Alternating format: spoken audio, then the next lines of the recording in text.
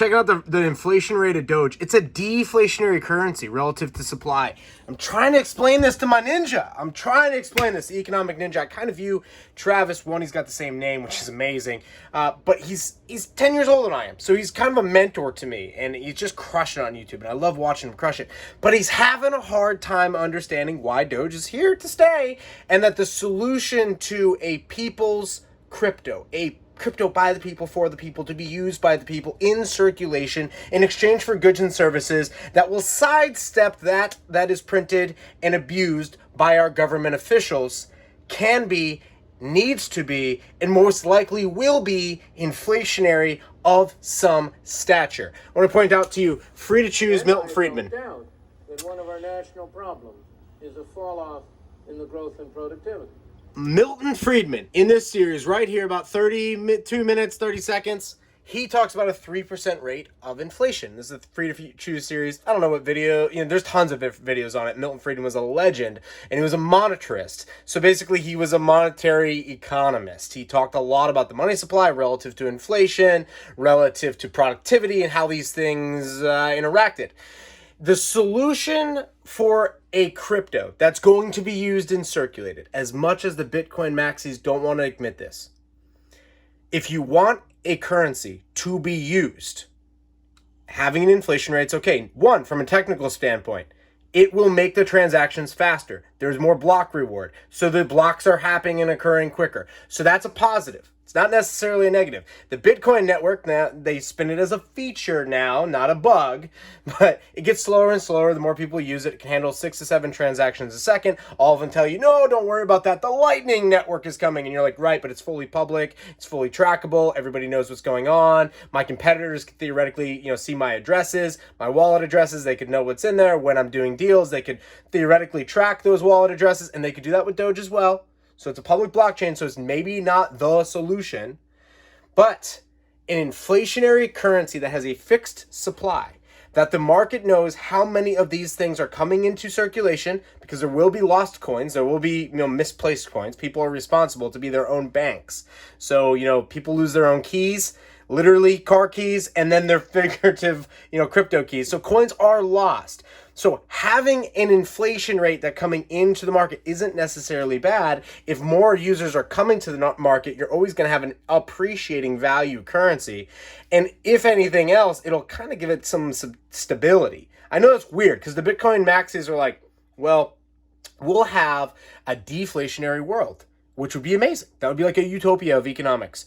However, central planners are never going to allow that.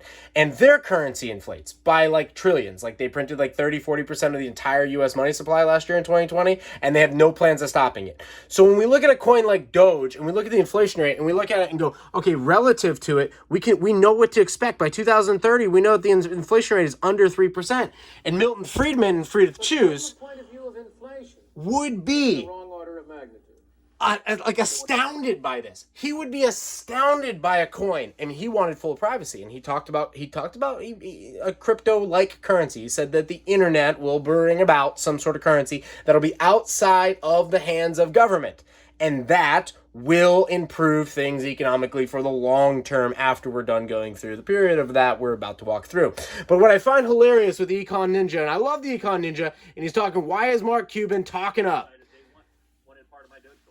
That's a whole other video. What happened the other day was Mark Cuban came on the Ellen DeGeneres show. So, my man lost his Doge. I get it. I got some Doge. He lost his Doge. He's butthurt. I get it. But having inflation on a crypto that's going to be circulated, and you know that more is coming to the market, so you don't hodl because there's only 21 million. No one ever spends their Bitcoin. No one will ever spend their Bitcoin. Maybe they'll pump and dump it, and they have, but at this point in time, it's kind of obvious, like you kind of want to hold it for the long term.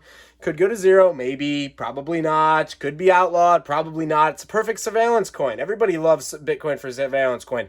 Energy could flow out of Bitcoin and into the real Bitcoin, Monero. Comment below.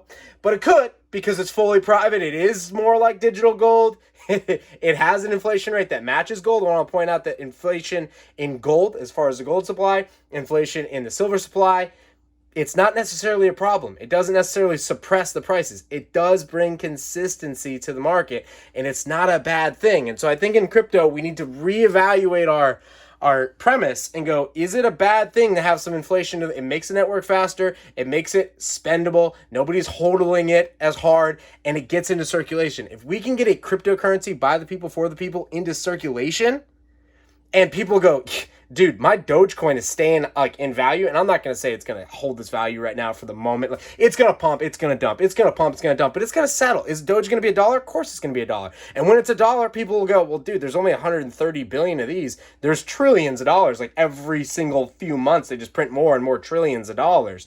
Like, why would I hold dollars instead of Doge? They're basically the same value. Well, yeah. And then what happens is it starts to assume market cap. All the other crypto projects get out there and start to poop on it. Like, Charles over at ADA, Cardano, oh, well, Doge, They executed well. They've been around for almost 10 years. There's the Lindy curve, like where the Lindy effect, rather, when a currency or a technology, let's call it technology, when a technology has been around for more than 10 years, the probability that it'll be around for an additional 10 years is, it just goes way up. So the idea that Bitcoin 2009, it's here to stay for at least another 9 or 10 years. We could say, yeah, there'll be some sort of, it'll be around. Same thing with Litecoin, and then the next one after that, Dogecoin. And those three, as far as market caps, they're up there in top 10, top 12. I mean, it depends on the day, right? But they're up there. Of course, people got into Doge when it was super cheap and inexpensive, and people will be, oh my goodness, I made $1 million in Doge. I'm going to liquidate. That's life-changing, right? Like, there'll be the crypto thing as it works itself out. But a market cap at $1, it's only got a market cap of 130 trillion for a bankless currency, a borderless currency, a currency that you'll spend. It's worth $1. Maybe if it went to Bitcoin's market cap, which I'm not saying it is, but Bitcoin's clearly will go higher from here. But if it went to $1 trillion market cap, you're looking at $10 Doge, and you're looking at an inflation rate of an additional less than 5% a year coming into it. So you're going to maintain right there, because you'll also be drawing in capital that probably at a higher rate, but you'll have a consistent currency, and you'll have fast block reward times, and you'll have fast transactions. And that is not necessarily a bad thing. And whether Doge is the replacement for the US dollar, or the thing that wins, or, it's going to be Bitcoin on a Lightning network that somehow always appreciates in value, but people somehow want to spend it for things, maybe. But more than likely, it'll be a currency that models that type of economics, where there's a little bit of inflation to it, it's predictable, it's written into the programming, and it's fast, and it's transactable, and it doesn't have a super high cost. You don't get nervous moving to Bitcoin. Oh my gosh, I'm moving to Bitcoin. Holy cow, I'm moving some money. Like, you're like, yeah, if I did a bad transaction, if I wasn't good at using it, whatever, it was $5, it was $10, it was $1. Nobody cares. And therefore, nobody's going to hodl it for all eternity. So I think we should just, me and the Ninja, At the very end, just this whole segment, hey, we're running out of time, but we want to talk to you right now about we just need to admit, man, like, dude, they executed well. The Doge people executed well. They built a story, they built a narrative, they built a tribe, they pushed it, and it's already in circulation. There'll be some dumps because people are, oh my goodness, I bought it on Robinhood. It's not real crypto. I got a video, linked it below. You got to get the real stuff. You got to get it on your phone. If you're just not on your phone, if you're not like, yep, I can transact with it right here on my phone and send it to my buddy, then it's not there. But that's the solution. We've got to get crypto in circulation if we actually want to see a crypto revolution. If we want to remove the power, the state, and money, we need to separate them. If we want to control the state and keep them in check so they don't destroy our lives and lock everything down and cause like an economic depression, we need to get crypto in circulation. And it's probably going to be a currency that has a little bit of inflation because it just makes sense. Milton Friedman supported it, and it's just what it is. And it's like literally 10x better than the US dollar as far as currency supply. So enjoy it, guys. Peace.